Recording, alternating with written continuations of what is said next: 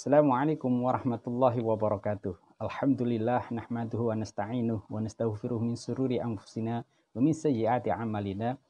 Kita bersyukur ya pada Allah Subhanahu wa taala pada kesempatan ini masih bisa berbagi ilmu, berbagi motivasi, membahas tentang persoalan umat di saat yang sama banyak saudara-saudara kita yang sedang dirundung kesedihan barangkali karena keluarganya ada yang sedang sakit ya terkena dampak ini dan memang COVID-19 ini corona ya virus disease ini melanda mewabah secara global ke seluruh dunia baik belahan Eropa, Amerika, Australia ataupun apalagi di Asia. Indonesia salah satu negeri yang kita cintai yang pastinya merupakan negeri memiliki muslim terbesar di dunia mendapatkan dampak yang sangat luar biasa dari corona ini.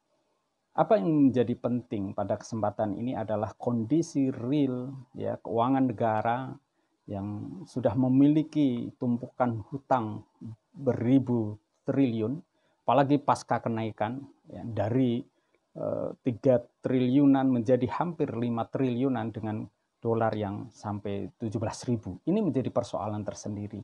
Di saat yang sama masyarakat butuh ya pengobatan yang sangat luar biasa yang sudah mendekati puluhan ribu yang terindikasi positif COVID ini. Di sisi yang lain kondisi pekerjaan, kondisi masyarakat di kita Indonesia banyak yang kemudian justru dirumahkan. Stay at home tidak hanya stay at home tapi karena tidak ada pekerjaan. Ya, kalau kemudian kita melihat ini maka bisa membahayakan dan solusi itu harus segera dicarikan karena COVID ini akan masih berjalan. Kita tidak tahu persis wallahu a'lam bishawab.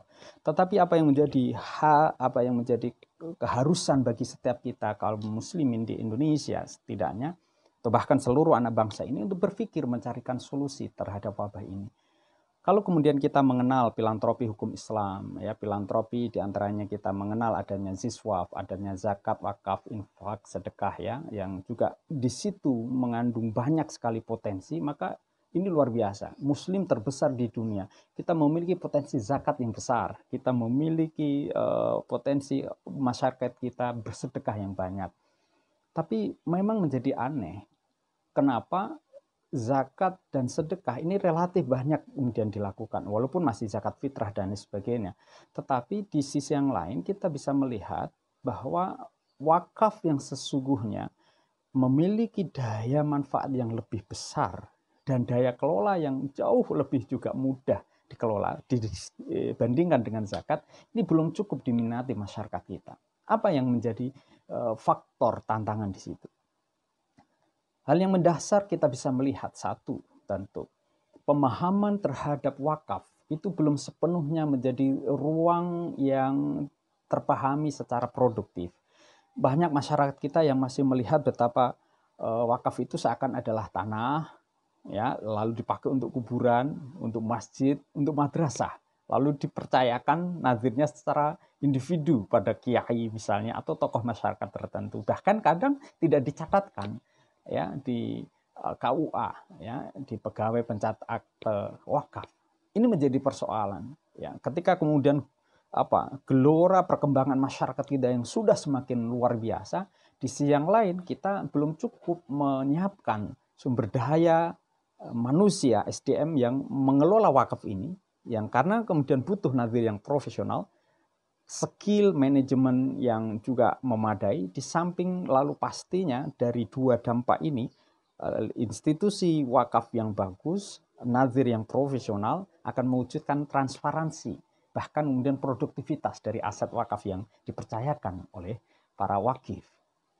Apa yang menjadi menarik dalam kondisi wabah sekarang ini termasuk diantaranya adalah yang masih belum cukup populer adanya wakaf tunai, cash wakaf. Cash wakaf ini sangat mudah sesungguhnya dan hukumnya boleh. Majelis ulama juga boleh, para sahabat dulu juga kemudian sudah menjalankan itu, bahkan secara perundang-undangan dari undang-undang wakaf ya. Tahun 2004 itu menyatakan juga wakaf sangat dibolehkan, wakaf tunai ini dipakai dengan cara secara syariah dan digunakan untuk sebesar-besarnya kesejahteraan masyarakat. Secara teknik begini, Ketika kemudian kita masing-masing muslim ini kemudian memiliki misalnya ya 50 atau 100 ribu, itu bisa diwakafkan. Ustadz, Pak, kita kan baik sedekah saja. Iya, tetapi kalau wakaf yang menjadi beda adalah halul wakfi, adanya maf'ul ya, mauquf bihnya ini, aset wakaf yang kita berikan. Kalau uang itu berarti wakaf uangnya itu masih akan utuh. Apa yang menjadi inspirasi atau rujukan dari wakaf tunai ini adalah apa yang kemudian terjadi ketika Rasulullah SAW ditanya oleh sahabat terkasihnya, ya, Umar bin Khattab, yang memiliki tanah yang bagus di Khaybar. Lalu beliau bertanya, ya Rasulullah, ya, bagaimana dengan tanah yang di Khaybar ini? Rasulullah menjawabnya kepada Sayyidina Umar, habis aslaha wa tasaddaq samrataha. Tahan ya asli dari tanah itu, atau mauquf bihnya ini, tanahnya tetap, wa tasaddaq samrataha, tapi salurkan, distribusikan hasil dari apa yang diperoleh dari wakaf itu. Nah, sekarang ini kalau kemudian kita berbicara tentang wakaf tunai, maka seseorang atau saya misalnya berwakaf 100 ribu, 1 juta, maka ini akan dikelola BWI ataupun lembaga-lembaga nazir, kelembagaan yang kemudian dipercaya dan diberikan SK-nya oleh negara, mengelola wakaf tunai ini bekerja sama dengan lembaga keuangan syariah yang kemudian memiliki otoritas untuk pengelolaan wakaf uang. Perbankan syariah di sana.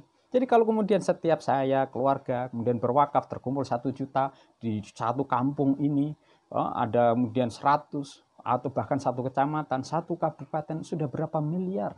Kalau itu kemudian dipercayakan, dikelola dengan perbankan syariah, maka keuangan wakaf yang merupakan wakaf tunai itu masih tetap. Lalu hasilnya, bagi hasilnya bisa dipakai untuk membantu saudara-saudara kita yang kehilangan pekerjaan karena COVID ini. Mereka anak-anak yang tidak mampu lagi akan sekolah, walaupun kemudian mereka memiliki kemungkinan di sekolah-sekolah negeri. Mereka siapa? Bapak-bapak yang kemudian kehilangan pekerjaan, ibu-ibu yang memang harus di rumah. Dan belum lagi kemudian analisis tentang potensi akan makin banyaknya kelahiran-kelahiran baru pasca COVID ini, karena kemudian mereka pada ya mayoritas stay at home.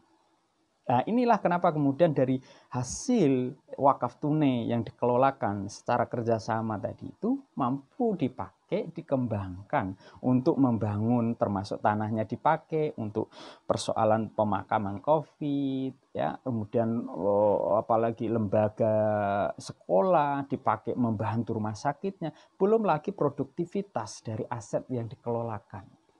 Ya, uang kemudian yang diambilkan dari bagi hasil yang dikelolakan, asal misalnya terkumpul 10 miliar, 10 miliarnya bagi hasilnya dapat 100 juta misalnya per bulan, ini bisa dipakai untuk membantu kaum fuqara, membantu mereka-mereka yang membutuhkan, apalagi dalam kondisi yang demikian ini.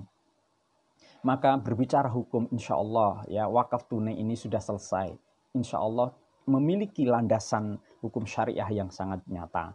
Secara hukum positif negara juga telah memiliki payung hukum yang jelas. Secara kelembagaan juga sudah ada BWI, Badan Wakaf Indonesia, baik tingkat nasional, pusat ataupun sampai ke daerah. Kita di lembaga-lembaga wakaf juga ada. Di pengurusan wilayah Nahdlatul Ulama juga memiliki lembaga pemberdayaan wakaf yang juga bisa dipercayakan di sana, ya. Ada kemudian Lazisnu dan lain sebagainya yang kemudian bisa dipercaya masyarakat untuk menyalurkan. Barangkali kita juga punya masalah, justru dengan masalah itu kita takarub kepada Allah. Zakat ditunaikan, infak dibayarkan, sedekah tetap ya ditunaikan, dan wakaf menjadi pola kebiasaan kita. Insya Allah dengan begitu, dawu mardhahum bisadaqah, kata Rasulullah SAW dalam sabdanya yang mulia, bahwa obati kalian-kalian yang sedang sakit dengan sedekah, dengan wakaf, bagian dari amal jariah yang insya Allah tidak hanya kemudian berdampak positif kita di dunia, manfaat insya Allah amal jariah yang senantiasa kita akan ya panen nanti di akhirat.